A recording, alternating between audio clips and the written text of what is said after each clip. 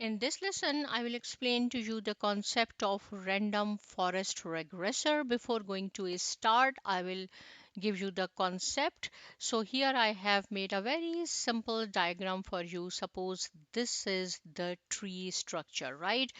In machine learning, we have learned supervised learning, which covers regression as well as classification models, right? So, random forest regression is a supervised learning algorithm that uses ensemble learning method for regression. Now, what is the meaning of this? What is the meaning of ensemble? I will explain to you. See, suppose this is my tree structure. If I say if the value of x is less than 5, it is yes, so you have to come here. If it is no, then you have to go there. Again, is y is less than 2. If yes, then you have to come here. Otherwise, you have to go there. So this is one tree structure. If I will divide this part of the tree separate, if I will take this part of the tree or treat this part of the tree separately, if I will separate this part, right? So here I have divided one tree into three different trees, which makes a forest. That is why it is called random forest regression, and it supports the regression. Keep in mind, support vector regressor, and then decision tree regressor, and then last one is random forest regressor. These three algorithm work for non-linear data, right?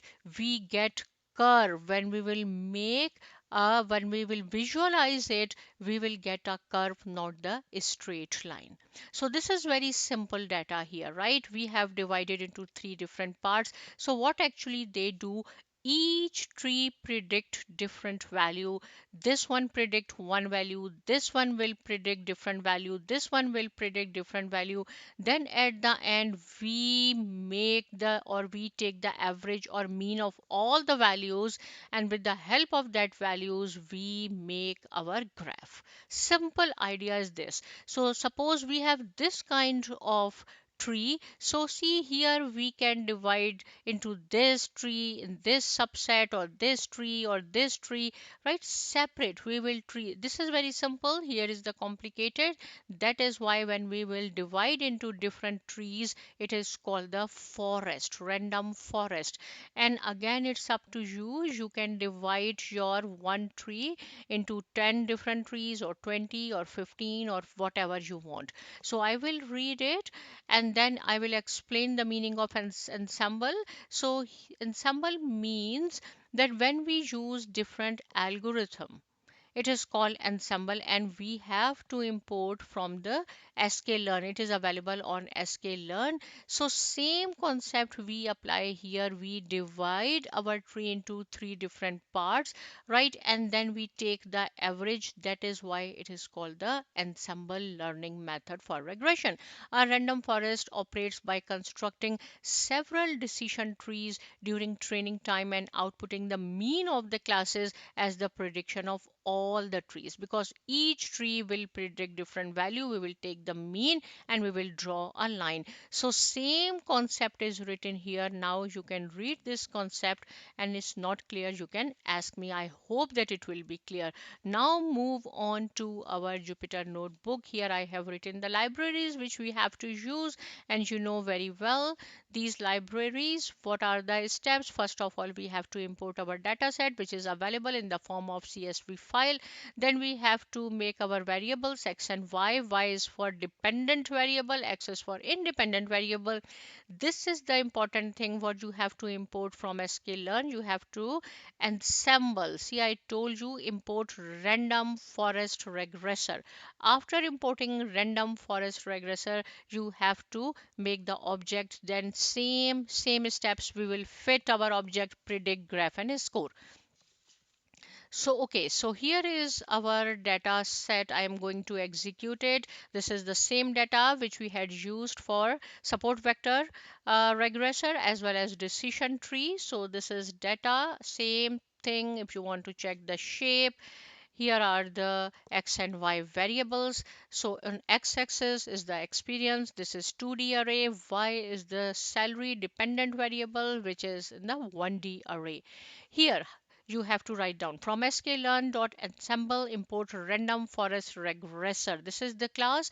You have to write down as it is: R capital, F capital, R capital, random forest regressor, and I have assigned the name of object RF, means random forest regressor.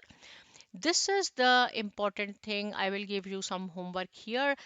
These are default parameters, means if you want to divide your tree into 10 different trees, yes, you can write down. It's up to you. These are default.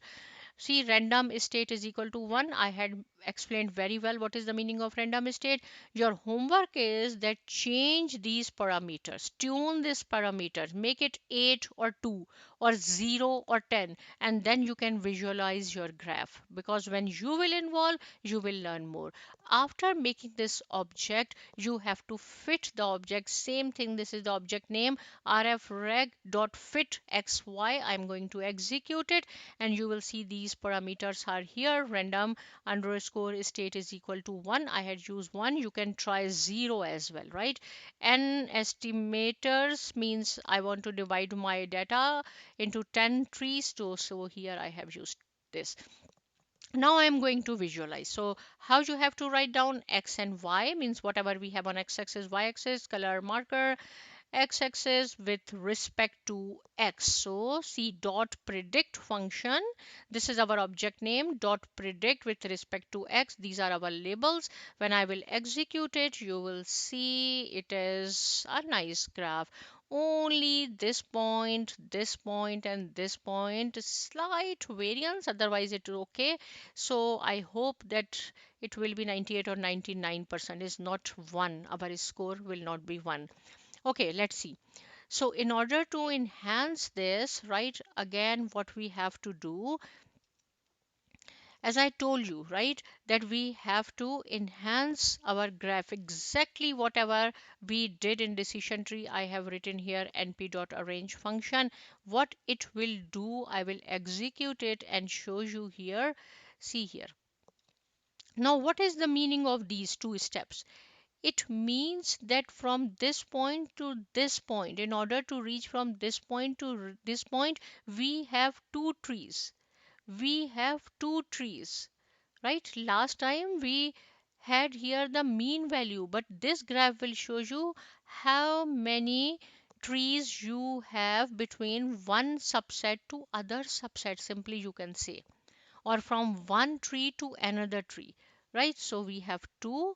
Now it looks good. We can check it. Suppose here, what is our predicted value? If the experience is 12 years, so it is 7350. Our actual is 75. That is great. We can check the score.